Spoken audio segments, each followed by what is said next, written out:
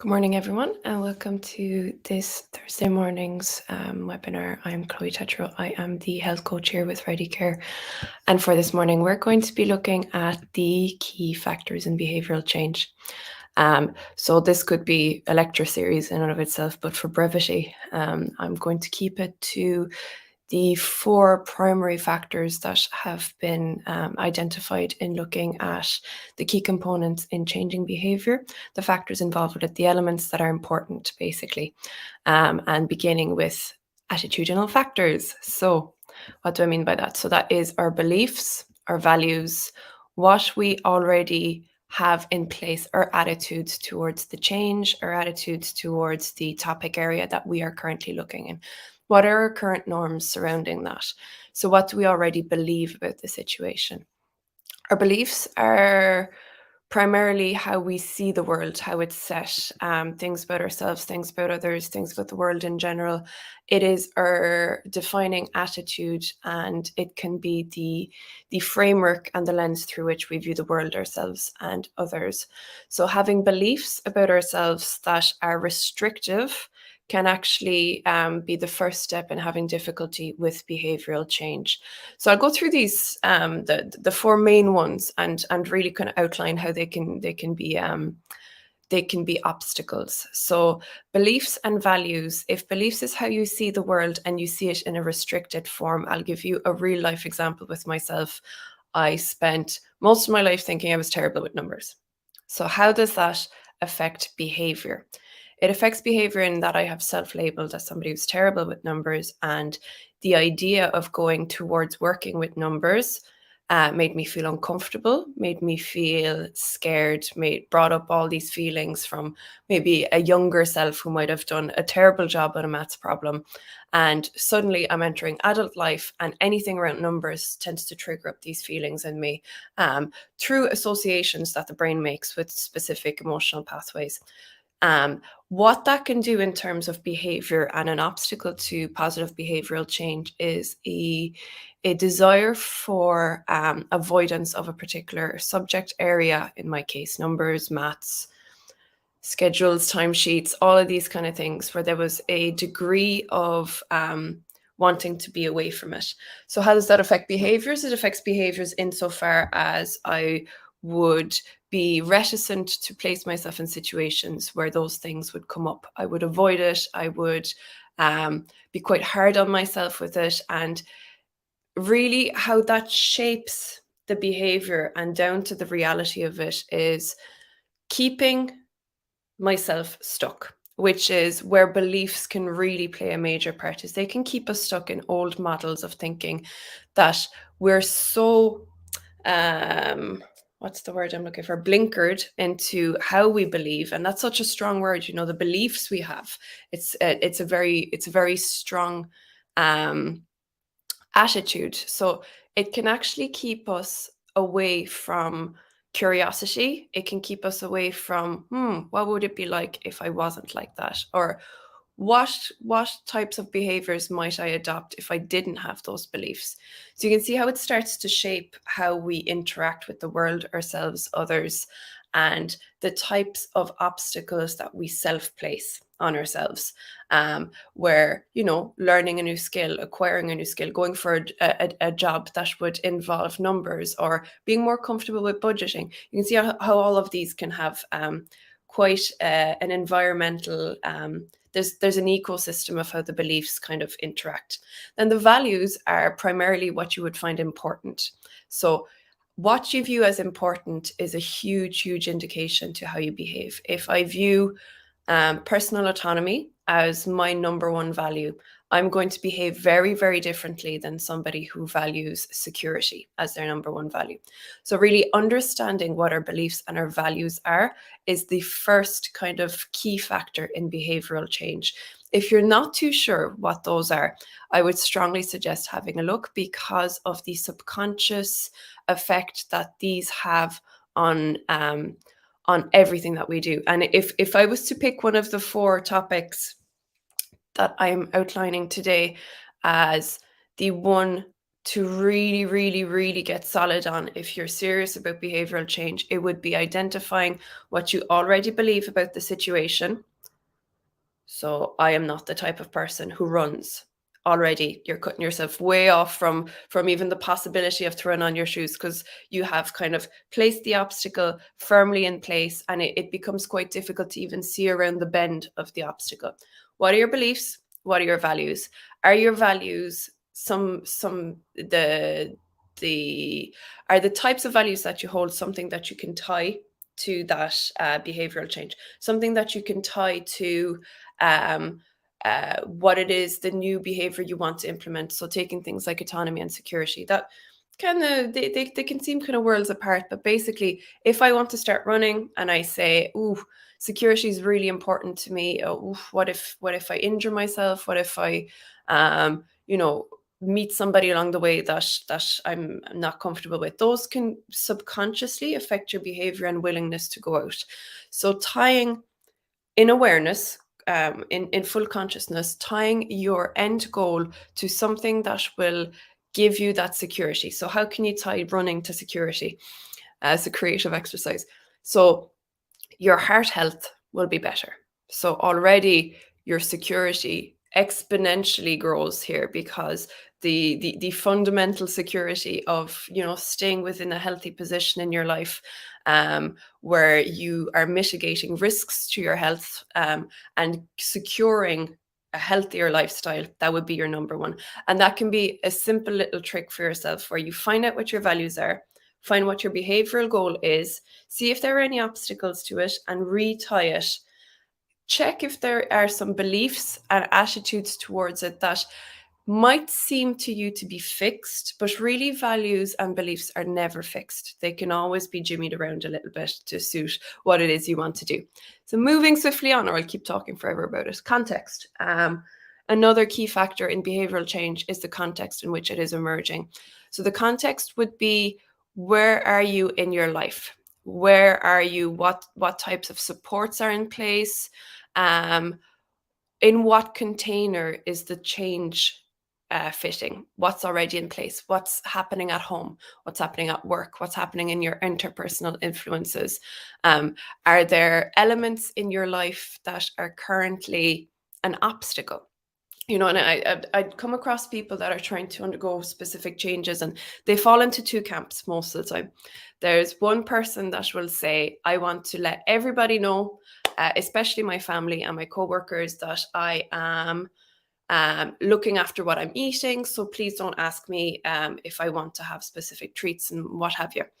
And then there's the other camp of people that go, I absolutely don't want any external interference. I don't want anybody to know. And both of those show a really, really good understanding of context. On one side of it, the context is the individual is looking for external support, that they are safe in the knowledge that they will get. They are turning their environment into a support system. On the other side, if somebody understands their environment as maybe might not give the level of support that they want, they're making the decision not to discuss it, to mitigate the types of discussions that could maybe make them feel a little bit wobbly in their decision, or could bring up kind of interferences, obstacles, and challenges that they're not prepared to undertake. The other point with context is understanding things that are immovable in your environment. So an example, just a swift one, would be if every Friday in work, there's a lovely tradition of cakes being brought out at lunchtime for the staff, or pizza, or whatever it might be. Understanding that that is not a movable. I mean, it could be if you cause a big ruckus, and but really, it's something that is very unlikely to change. So how do you anticipate that that is going to be in your environmental context? You might decide Friday is the day that at lunchtime I go for my walk. I go for a big long walk. I tell the guys, you enjoy your time now. I'll be back in a while.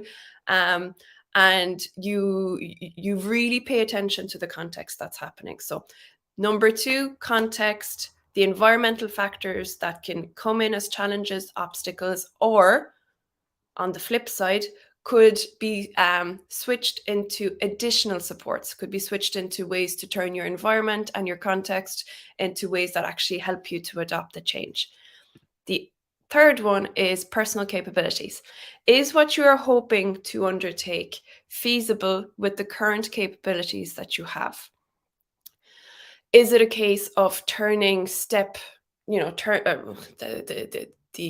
always example is, are you going to climb the mountain tomorrow, or are you going to push it out to a few months and really do, your behavioral change for the next couple of weeks is going out and doing a walk. It's gradually doing slope climbs. It's gradually bringing up your cardio. It's gradually getting more comfortable with the equipment and the tools that you'll be using.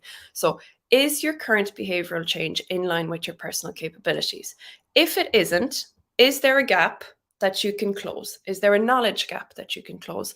Do you require additional information on specific topics because you just don't know about it? You want to do it, but you're not too sure how it goes. Are there resources that you can tap that exist in your life currently, whether it be somebody who's very passionate about the subject and can talk your ear off over a cup of tea? Are there specific websites? Are there specific resources, clubs? Are there specific videos? So are there other resources that can close the knowledge gap and maybe the practical gaps you're needing to understand a little bit more, to practice something, to put something in place, to close that gap out where your personal capabilities meet what your behavioral change want to be. Oftentimes when people don't take this step into consideration, they can find themselves throwing themselves hell for leather for a week, 2 weeks, and really inverted commas grinding against, do the grind, you have to put in the effort, you have to put in the this. But really it's unfair to place that level of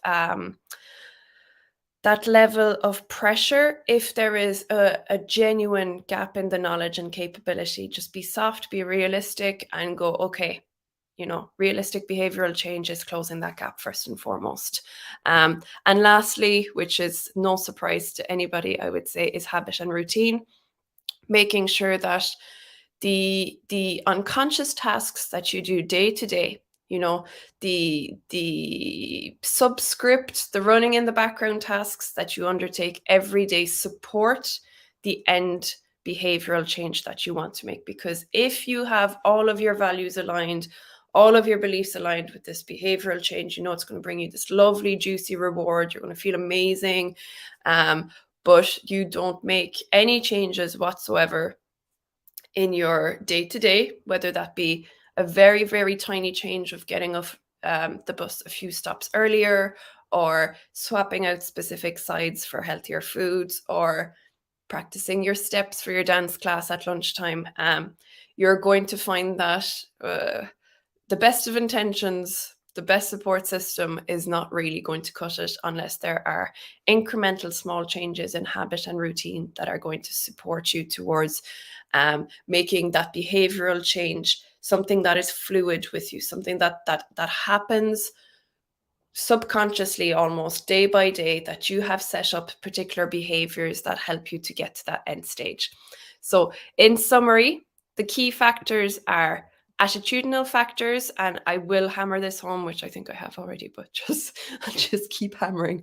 That's really the most important one, because if you set up your context, if you tell everybody about your brilliant new behavioral change, if you close out the gap in your knowledge base, and you start to undertake throwing on your runners and going out every day, if your attitudinal factors are not in line, if you genuinely don't believe that you are somebody who can run, if you genuinely don't believe that you can stick to something consistently, if you genuinely don't believe that behavior is going to feed what is important to you, you're going to have what's called cognitive dissonance, which basically means, so if you have something that's harmonious, nice music chord, everything's running smoothly.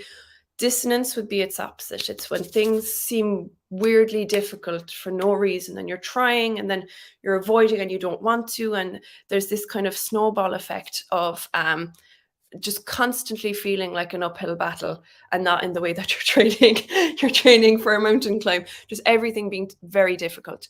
And it very much comes down to what is going on the inside. What is the scope of what you currently believe about yourself, the world, and others? What is important to you? So attitudinal factors, number one, who you are, who you believe yourself to be. Number two, context. It is your environmental factors. It is your home life, your work life, your interpersonal relationships. Are they an obstacle? Are they a support system? Sometimes the best support is not discussing things. If for example, parents are a great one. Parents are either like the most supportive individuals on the face of the planet, or they just know the exact thing to just reduce you down to absolutely nothing. So if there are particular people in your life that you know are a great support and you would like to bring them in and utilize that ecosystem of context that you have at your availability, go for it. If you know yourself deep down, that could start a few conversations now that are going to be difficult. I would say be very aware of your context, utilize it for behavioral change. Personal capabilities, is it something that you can realistically achieve in the time frame you have set yourself? Do not dishearten yourself. If it's a change, it is implicit that it is different from the current state that you're inhabiting.